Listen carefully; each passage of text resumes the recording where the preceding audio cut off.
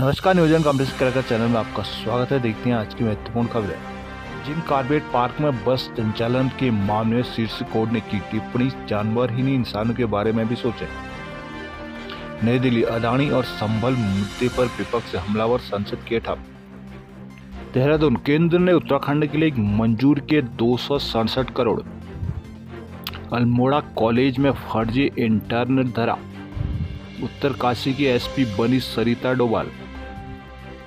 नई Delhi, supreme court ने बुधवार को उत्तराखंड के जिम कॉर्बेट नेशनल पार्क के मुख्य क्षेत्र में निजी बसों के चलने के मुद्दे पर संतुलित दृष्टिकोण अपनाने पर जोर देते हुए कहा कि केवल जानवरों के बारे में नहीं, इंसानों के बारे में भी थोड़ा सोचना पड़ेगा। शीर्ष अदालत ने जिम कॉर्बेट नेशनल पार्क के मुख्य क्षेत्र में निजी बसों के परिचालन की अनुमति देने के खिलाफ दाखिल याचिका पर सुनवाई के दौरान यह टिप्पणी की। जस्टिस BR गवई और KB विश्वनाथन की पीठ ने यह टिप्पणी तब की जब कहा गया कि केंद्रीय अधिकार प्राप्त समिति CEC ने अपनी रिपोर्ट पेश की है और इसमें पाखरो, मोर घट्टी, कालागढ़, रामनगर वन मार्ग पर निजी बसों के परिचालन की विरुद्ध सिफारिश की है। जस्टिस दोई ने CEC से कहा कि इस मसले पर दृष्टिकोण संतुलित होना होगा, वहां के लोगों के बारे में सोचना होगा। उन्होंने CEC से कहा कि आप केवल जानवरों के बारे में नहीं सोच सकते, बल्कि आपको इंसानों के बारे में भी थोड़ा सोचना होगा।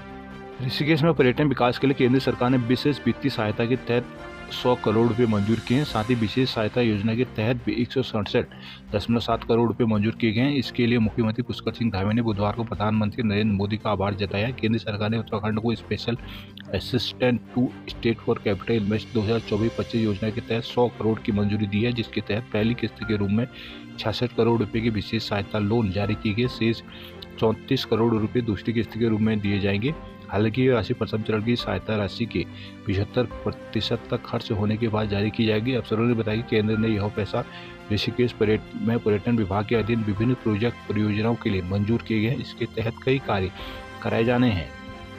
अल्मोड़ा मेडिकल कॉलेज में एक युवक फर्जी दस्तावेजों के आधार पर इंटर्नशिप करते पकड़ा गया। यह मामला उत्तराखंड मेडिकल काउंसिल के वेरिफिकेशन में सामने आया। काउंसिल रजिस्ट्रार ने कॉलेज परिचारी को आरोपी के खिलाफ FIR कराने के निर्देश दिए हैं। हरियाणा के जिला पलवल में बोगोला पोस्ट के ग्राम फिरोजपुर निवासी राहुल पुत्र श्याम सिंह ने 2 माह पहले मेडिकल कॉलेज में इंटर्नशिप के लिए आवेदन किया था। उसने रूस से फॉरेन मेडिकल ग्रेजुएट के तहत पढ़ाई का दावा करते हुए दस्तावेज जमा किए थे। नेशनल स्क्रीनिंग टेस्ट पास कर लिया।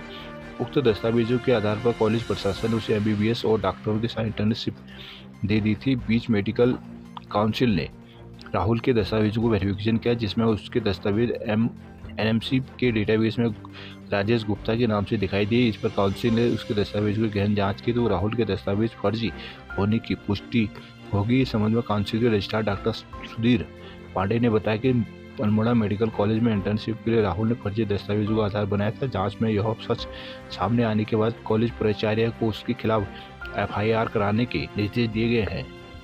देहरादून, शासन ने बुधवार देर शाम 5 IPS और 14 PPS अधिकारियों के तबादले कर दिए हैं। सरिता डोभाल को उत्तरकाशी में SP की जिम्मेदारी दी गई है। दून के SP देहात लोकजीत सिंह को SP क्राइम व यातायात हरिद्वार का जिम्मा दिया गया है। दून में उनकी जिम्मेदारी ASP जया बलौनी संभालेगी। इस संबंध में गृह सचिव शैलेश बेगुली की ओर से आदेश जारी किए गए हैं। हाल ही में विजिलेंस से ट्रांसफर कर मध्य प्रतीक्षा में रखे गए SSP धीरेन्द्र गुंजियाल को AIG जेल बनाया गया है। SP यशवंत सिंह ने AIG जेल की जिम्मेदारी हटाई गई है, जिसके पास सिर्फ SP CID का जिम्मा रहेगा। SP उत्तरकाशी अमित श्रीवास्तव को SP क्षेत्रीय अधिसूचना बनाया गया है। SP अधिसूचना संभाल ली SP ममता वोरा को अब पुलिस मुख्यालय में तैनाती दी गई है। सरिता डोभाल से SP रेलवे का चार्ज हटा दिया गया है, जो फिलहाल किसी को नहीं दिया गया है। देहरादून, सनातन संस्कृति की वैश्विक पहचान है कुंभ, पुष्कर सिंह धामी। मुख्यमंत्री पुष्कर सिंह धामी ने कहा कि कुंभ कॉन्क्लेव भारतीय सनातन संस्कृति, सभ्यता और आध्यात्मिकता के मूल्यों को वैश्विक स्तर पर प्रस्तुत करने का एक प्रभावशाली मंच है। मुख्यमंत्री पुष्कर सिंह धामी ने बुधवार को प्रयागराज, उत्तर प्रदेश में आयोजित तृतीय कुंभ कॉन्क्लेव के समापन समारोह को वर्चुअल रूप से संबोधित करते हुए कहा कि त्रिवेणी की ये गंगा, यमुना और सरस्वती जैसी पवित्र नदियों की संगम स्थली के साथ भारतीय सनातन संस्कृति, आस्था और आध्यात्मिक परंपराओं का भी संगम है। मुख्यमंत्री ने कहा कि सनातन धर्म संस्कृति मात्र एक पूजा पद्धति नहीं, बल्कि जीवन जीने का एक ऐसा मार्ग है जिसमें प्रत्येक प्राणी के कल्याण की भावना निहित है। हमारी संस्कृति वसुधैव कुटुंबकम की भावना पर आधारित है। कुंभ का आयोजन भी हमारी इसी विचारधारा का प्रतीक है, जहाँ देश विदेश से लाखों लोग बिना किसी भेदभाव के संगम में डुबकी लगाकर आध्यात्मिक और आत्मिक शांति प्राप्त करते हैं। कुंभ मेले के माध्यम से हम अपनी संस्कृति को, सांस्कृतिक विरासत को भी भावी पीढ़ियों तक पहुंचाते हैं। देहरादून विभागों को एक महीने में 2,500 करोड़ खर्च करने का लक्ष्य। मुख्य सचिव वित्त आनंद वर्धन ने राज्य के सरकारी विभागों को अगले एक माह में पूंजीगत व्यय के तहत 2,500 करोड़ खर्च करने का लक्ष्य दिया है। उन्होंने कहा कि केंद्र से इनिशिएटिव प्राप्त करने के लिए बजट व्यय में 10% ग्रोथ जरूरी है। मुख्य सचिव ने बुधवार को सचिवालय में पूंजीगत व्यय की प्रगति की समीक्षा की। इस दौरान उन्हें सामने आया कि राज्य में इस वित्तीय वर्ष से मात्र अभी तक 4,415 करोड़ रुपये व्यक्ति पूंजीगत व्यय प्राप्त हुआ है। उन्होंने इस दौरान आगामी दिसंबर माह तक इसे बढ़ाकर 7,000 करोड़ रुपये करने का लक्ष्य रखा है। इस दौरान सचिव लोक निर्माण को लगभग 300 करोड़ रुपये अतिरिक्त खर्च करते हुए दिसंबर तक कुल 1,000 करोड़ खर्च करने का लक्ष्य दिया गया है। वहीं सचिव सिंचाई को 400 करोड़ खर्च कर अगले एक माह तक कुल 900 करोड़ खर्च करने का लक्ष्य दिया गया है। अपर सचिव ने कहा कि पिछले वित्तीय वर्ष में 10% ग्रोथ राज्य को 206 करोड़ इनिशिएटिव के रूप में मिले थे। भाजपा को अगले साल मिलेगा नया अध्यक्ष। पंचायत में प्रशासक बैठाने पर कांग्रेस का विरोध। कोटद्वार की समस्याओं को लेकर लोगों का नगर निगम में प्रदर्शन। कोटद्वार की समस्याओं का निस्तारण न होने से आक्रोशित लोगों ने बुधवार को नगर निगम कार्यालय में प्रदर्शन किया। प्रदर्शनकारियों ने समस्याओं का समाधान न होने पर आंदोलन तेज करने की चेतावनी दी है। कांग्रेस ने भी धरने को समर्थन किया है। बुधवार को क्षेत्रीय सामाजिक संगठनों से जुड़े लोगों ने नगर निगम के खिलाफ नारेबाजी करते हुए धरना दिया। इस दौरान वक्ताओं ने कहा कि नगर निगम बनने के बाद क्षेत्र की जनता को बेहद बेहतर विकास की आशा थी, लेकिन निगम इस पर खतरा नहीं उतर पाया। कहा कि कोटद्वार महानगर पार्किंग की समस्याओं से जूझ रहा है। वहीं निर्माणाधीन बहुउद्देशीय मोटर नगर बस अड्डा सरकार और नगर निगम प्रशासन के उच्च न्यायालय में लचर पैरवी के चलते गड्ढे की शक्ल में तब्दील हो गया है। नगर बस अड्डा निर्माण से जनता को पार्किंग की समस्या से निजात मिल सकती थी। बंदरों से बच्चों और महिलाओं को परेशानी का सामना करना पड़ रहा है। सरकार कूड़ा निस्तारण के लिए अभी तक ट्रेचिंग ग्राउंड की व्यवस्था सुनिश्चित न कर सके। नगर निगम चित्रांगद राष्ट्रीय राजमार्ग बाईपास निर्माण कार्य प्रगति पर है, लेकिन कई भवन स्वामियों के पास भूमि के दस्तावेज होने के बाद भी बिना मुआवजे दिए उन्हें भवन खाली करने के आदेश दिए जा रहे हैं। गढ़वाल विश्वविद्यालय में कुलपति की नियुक्ति न होने पर रोष। पौड़ी डीएम ने सिटी मिशन मैनेजर का वेतन रोका। रुद्रप्रयाग के तरवाड़ी गांव में पांडव नृत्य की धूम। जखोली मेले में छात्रों ने दी रंगारंग प्रस्तुतियां। गैरसैंण में विशेषज्ञ डॉक्टरों के लिए आंदोलन तेज। गोपेश्वर सारकोट में उद्योग विभाग ने लगाया स्वरोजगार कैंप। नैनीताल हाईकोर्ट छात्र संघ चुनाव पर सरकार से 2 सप्ताह में मांगा जवाब।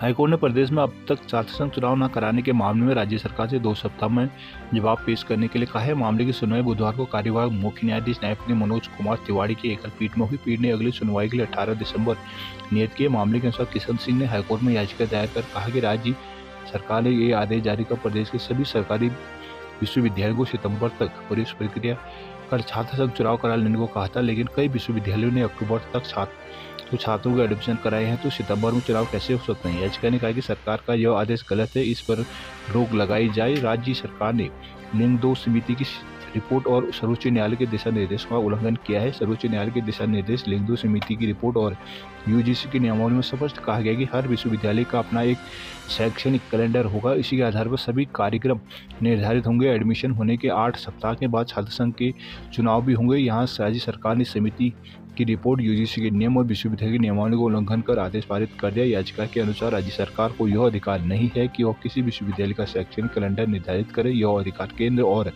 यूजीसी को प्राप्त है। हरिद्वार नगर निगम कार्यालय में 73 कर्मचारी मिले गायब, वेतन रोका। डीएम कमेंद्र सिंह को नगर निगम हरिद्वार कार्यालय के औचक निरीक्षण में अधिकारी कर्मचारी समेत 73 लोग अनुपस्थित मिले। उन्होंने सभी अधिकारियों कर्मचारियों को वेतन रोकने और स्पष्टीकरण देने के निर्देश दिए। उन्होंने कहा कि अधिकारियों और कर्मचारियों को निर्धारित समय पर कार्यालय पहुंचकर जनता के काम करने होंगे। डीएम कमेंद्र सिंह ने नगर निगम के लेट लतीफ अधिकारियों कर्मचारियों अनुशासन का चाबुक चलाया। उन्होंने सुबह 10:10 पर नगर निगम कार्यालय का औचक निरीक्षण किया। इस दौरान कार्यालय में तैनात करीब 190 अधिकारियों कर्मचारियों में से 73 मौके पर नहीं मिले। उन्होंने सूचना का अधिकार से संबंधित पटल का भी निरीक्षण का कहा कि रजिस्टर को अपडेट किया जाए, सभी प्रविष्टियां सही से अंकित की जाए। उन्होंने विभिन्न पटलों के निरीक्षण के दौरान कहा कि छात्र पत्रावलियों को सुरक्षित रखा जाए। उन्होंने कहा कि फील्ड पर काम कर रहे अधिकारियों कर्मचारी की कार्य प्रणाली में पैनी नजर रखी जाए। शहर में सफाई व्यवस्था पर विशेष ध्यान दिया जाए। कहा कि नगर निगम के रूटीन कार्य के किसी भी दिशा में प्रभावित न हो। उन्होंने जनपद में तैनात सभी अधिकारियों कर्मचारियों को आदेश दिए कि अवकाश स्वीकृत कराए बिना कार्यालय से अनुपस्थित न रहें।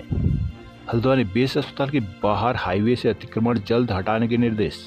उत्तराखंड बोर्ड परीक्षा के लिए ऑनलाइन पंजीकरण शुरू। उत्तराखंड विद्यालय शिक्षा परिषद ने कक्षा 9 और 11वीं के विद्यार्थियों को हाईस्कूल इंटरमीडिएट की परीक्षा के लिए पंजीकरण अनिवार्य कर दिया है। पंजीकरण ऑनलाइन किया जाएगा। इसके लिए बोर्ड ने 2 दिसंबर तक की निर्धारित तिथि निर्धारित किया है, जिसके बोर्ड के पास मौजूदा शिक्षण सत्र में बोर्ड परीक्षार्थियों के अलावा आगामी वर्ष के परीक्षार्थियों का पूरा डाटा भी उपलब्ध होगा। उत्तराखंड विद्यालय शिक्षा बोर्ड के अधिकारी वर्ष 2025 में होने वाली हाईस्कूल इंटरमीडिएट की परीक्षा में तैयारी में जुटे हुए। इसके लिए जिला स्तर पर हाईस्कूल और इंटरमीडिएट के छात्र छात्राओं का पंजीकरण किया जा रहा है। बोर्ड के सचिव विनोद प्रसाद सिमल्टी ने बताया कि पहली बार शिक्षा बोर्ड विद्यार्थियों के पंजीकरण को ऑनलाइन कर रहा है, जिसमें कक्षा 9 और 11 के छात्रों का पंजीकरण भी अगल से पोर्टल बनाकर किया जा रहा है। 9वीं और कक्षा 10वीं में 11वीं में पंजीकृत छात्र ही हाईस्कूल और इंटरमीडिएट बोर्ड की परीक्षा में बैठेंगे। इससे पंजीकृत छात्र संख्या भी बढ़ेगी और बोर्ड का काम भी आसान हो जाएगा। पिथौरागढ़ के ऋषिता राष्ट्रीय विज्ञान संगोष्ठी में दूसरे स्थान पर। राष्ट्रीय विज्ञान संगोष्ठी में उपविजेता रही ऋषिता रावत ने कहा कि उत्तराखंड में एआई की मदद से मौसम का पूर्वानुमान लगाकर किसी बड़ी आपदा का भी अंदाजा लगाया जा सकता है। एआई तकनीक के रिमोट सेंसिंग के माध्यम से जानकारी लेकर भविष्य में मौसम परिवर्तन से होने वाली आपदा के कारण जान माल की हानि को भी कम किया जा सकता है। एआई के बारे में अधिक से अधिक लोगों के बीच जागरूकता बढ़ाने की जरूरत है। पिथौरागढ़ में महंगाई सब्जियों से गड़बड़ा रहा है रसोई का बजट। चंपावत छापेमारी में अवैध खनन सामग्री से भरे 2 ट्रक पकड़े। चंपावत में बढ़ रहा है पीलिया का प्रकोप, चपेट में आ रहे हैं लोग। लोहाघाट सड़क व खराब रोडवेज बस ने सैकड़ों लोगों को जाम में फंसाया। अल्मोड़ा क्वारमा पहाड़ी से गिरते पत्थरों के बीच हाईवे से निकल रहे हैं वाहन। बागेश्वर में स्वतंत्रता संग्राम सेनानी मांगों को लेकर हुए मुखर। खर्टी में नगर निगम चुनाव नहीं कराना चाहती प्रदेश सरकार, काफड़ी।